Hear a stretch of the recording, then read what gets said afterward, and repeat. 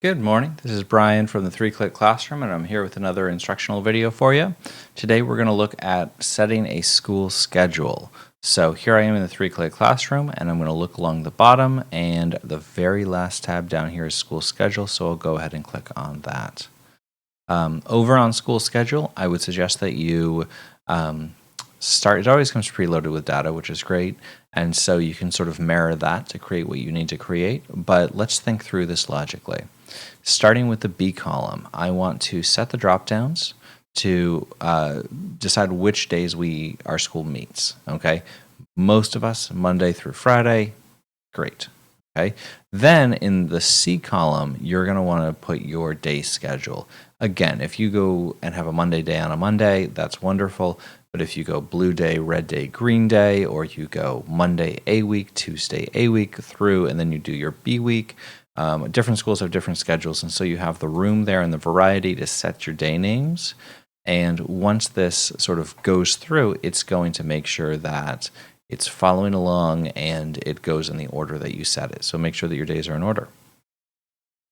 Starting in column E, we have a few places for different schedules. Maybe your school has a mixed regular and block schedule. I put in an early release here because occasionally my school will do an early release day, and I put in my period names and period times. You can name them anything, the app will follow it. You can have gaps between your periods, not a problem, but put in your start and end times appropriately because that's how it'll calculate a student arriving late or a student who doesn't return or a student who's absent. It's going to be calculating minutes missed off of this information, and it's always going to know what day and what time your period is and pull the correct class list. Finally, on this sheet, we have this table down here. To populate the table, you can press this button right here, and it's going to read this sheet. It'll let you know essentially if it's reading your schedule correctly, if it can fill out this sheet. Just taking a look at this, I'm recording this on a Thursday, so it says that on today, Thursday, there's a regular schedule. Let's say for a moment it was going to be an early release, though. I could use the drop down. It's red. It filled this in for me when it made the table, and so I could change today to an early release. And now if I'm in the app, it's going to follow that early release schedule and figure out what class period it is. But it's not, so I'm just going to set this to a regular schedule.